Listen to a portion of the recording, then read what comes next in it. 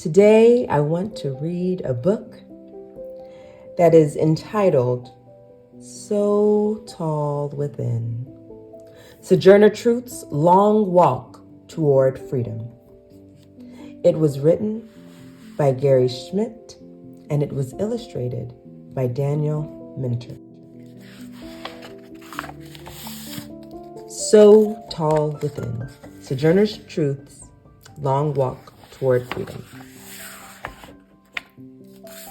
In slavery time, when hope was a seed waiting to be planted, Isabella lived in a cellar where the windows never let the sun in and the floorboards never kept the water out. She had 10 or 12 brothers and sisters. She couldn't be sure, since almost all of them were sold as slaves before she was old enough to remember. But Mama Bet, her mother, kept them in memory. Sometimes at night, she held Isabella and pointed to the skies over New York State. Those are the same stars, and that is the same moon that looked down upon your brothers and sisters, she whispered. And Isabella looked at those same stars, that same moon, and dreamed. When Isabella was about 9, she was sold for $100, along with a flock of sheep. Mama Bet held her one last time. They would always remember to look at those same stars and that same moon, even though they would be ever so far away from each other. Every night after that, Isabella kept her eyes wide open. In slavery time, when happiness was a dream, never coming true, Isabella was put to work. Now the war began, she thought. First, she worked for Mr. Neely, who figured she didn't need shoes in wintertime. 2 years later, she worked for Mr. Shriver, who had her carry fish and hoe corn and dig roots and tend herbs and tote gallons of dark molasses. A year and a half after that, she worked for Mr. Dumont, who bragged that Isabella could do a good family's washing in the night and be ready in the morning to go into the field. And she did. Night after night, day after day, night after night, day after day, night after night, day after day. But sometimes she looked up at those stars and that moon, and she asked God if he thought it was right.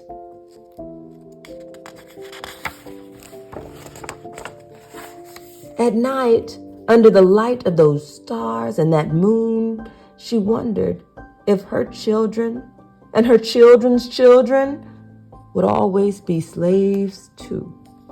In slavery time, when promises were thin as old smoke, Mr. Dumont swore that if she would do well, he would free Isabella and give her a log cabin to live in by the next summer, a year before all the slaves in New York State had to be free by law.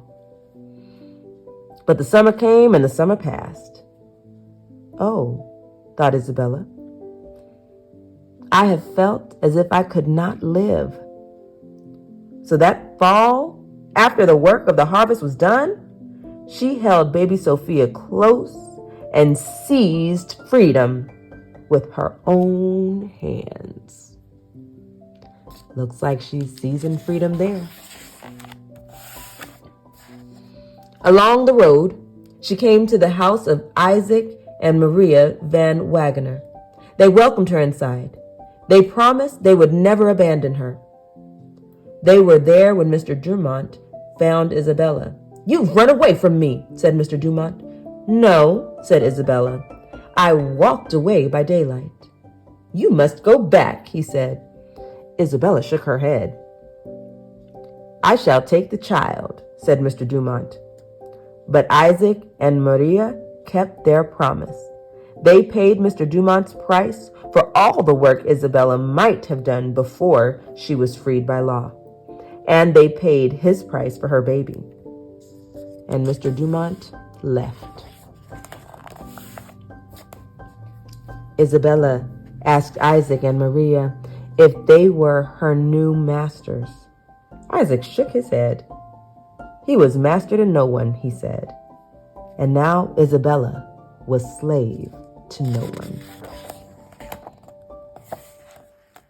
But in slavery time, broken promises were like leaves on trees. Look at all of those leaves. Mr. Dumont sold Isabella's 5-year-old son, Peter, to Mr. Gedney, who sent him down south. Though Isabella could not read or write, she knew that in New York, where they lived, no slave could be sold outside the state's borders. Isabella, on foot and alone, went to the Dumont house and knocked on the door hard. And when it opened, she said, "I'll have my child." Mrs. Dumont shook her head. "A fine fuss to make," she said, and closed the door. So Isabella walked to the Gedney house and knocked on the door. "I must have my child." Mrs. Gedney told her that Peter had gone to live with her married daughter, to have enough of everything and be treated like a gentleman. But Isabella knew this was a lie. "My boy has gone as a slave, and he is too little to go so far from his mother," she said. Mrs. Gedney closed the door. But Isabella thought, "I felt so tall within. I felt as if the power of a nation was with me." Isabella traveled miles and miles across New York to Kingston to tell her story to the grand jury. They saw how tall within she was. They gave her a letter for the sheriff, demanding that Peter be brought home. She took the letter and walked miles and miles back. Peter was already far away in Alabama. But Mr. Gedney read the letter and knew he must obey the court. He went down south to find Peter while Isabella waited and prayed. "God, help me get my son. If you were in trouble as I am, and I could help you as you can me, think I wouldn't do it?" After a few months, Isabella held Peter again. But the Alabama masters had whipped Peter and kicked him and beaten him. He would never really heal. That was slavery.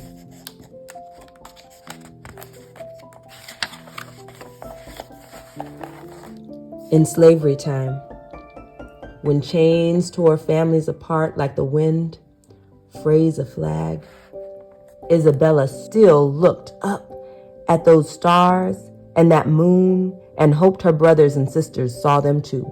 They did. A year after Peter was freed, he and Isabella moved to New York City, where she met a woman named Nancy at Zion's church. When they held hands, Isabella said, "The bony hardness was so just like mine." But Nancy passed away.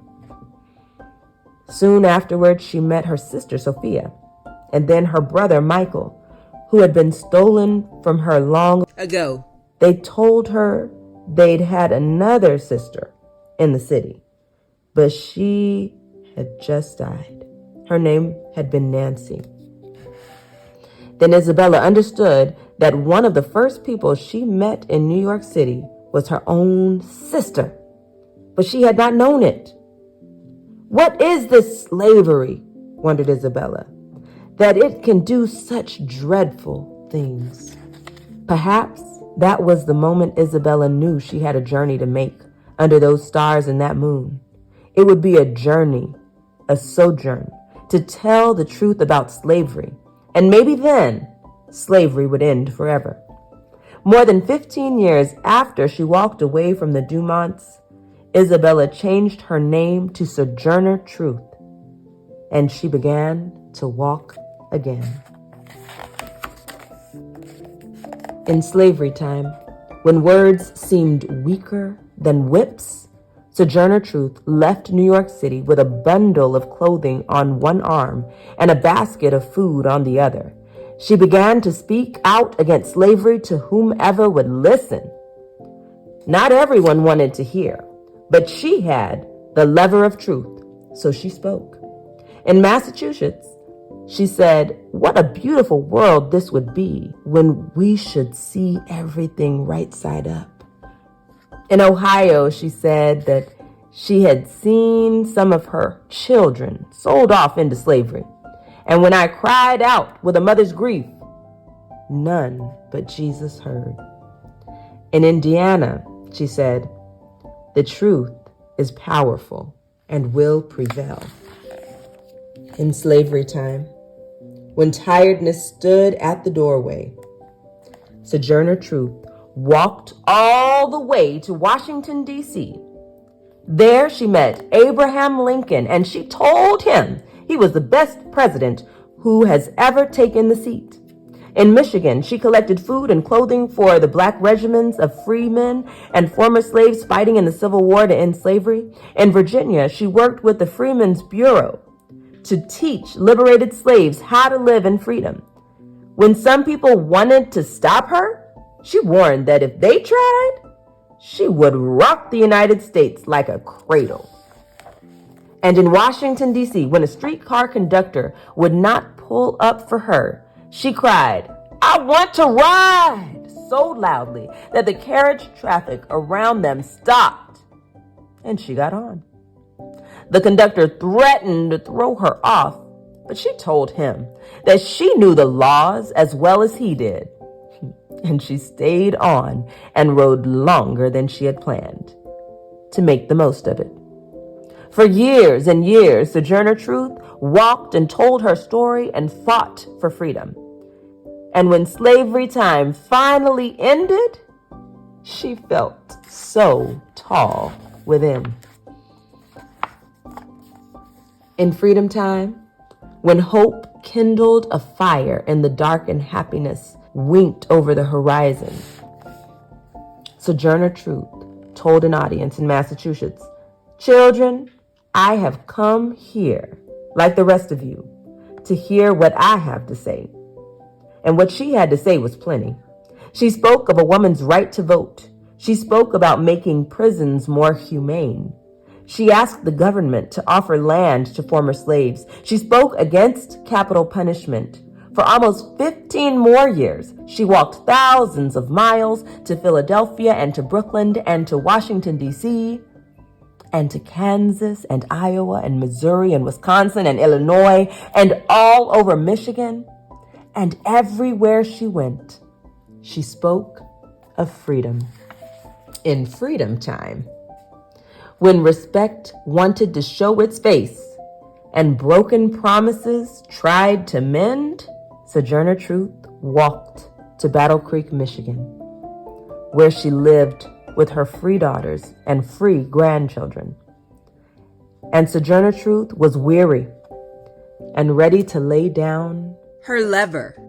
In freedom time, when chains broke and words got up to sing and tiredness, oh tiredness, danced a hallelujah, Sojourner Truth asked herself, what is anybody in the world for?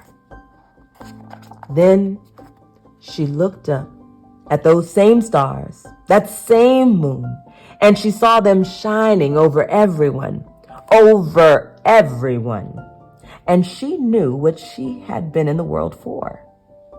I had a work to do, she thought. My lost time that I lost being a slave was made up.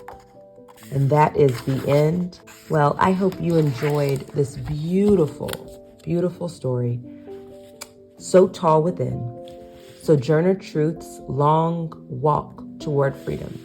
That was written by Gary Schmidt and illustrated by Daniel Minter. And I hope that as I read that story and you listened, that you reflected on how far we've come in these United States. We are so thankful that slavery is over. And we are so thankful that people like Sojourner Truth were brave and bold enough to speak truth at a time when people didn't want to hear it. And it was through testimonies like this that we finally saw the end of slavery that happened by the ending of the Civil War, I pray that as you go out into this world, that you're bold and that you speak truth. And when you see things that aren't right, people not being treated fairly, that you speak up and have the courage, just like Sojourner Truth. Well, until we read again, take care.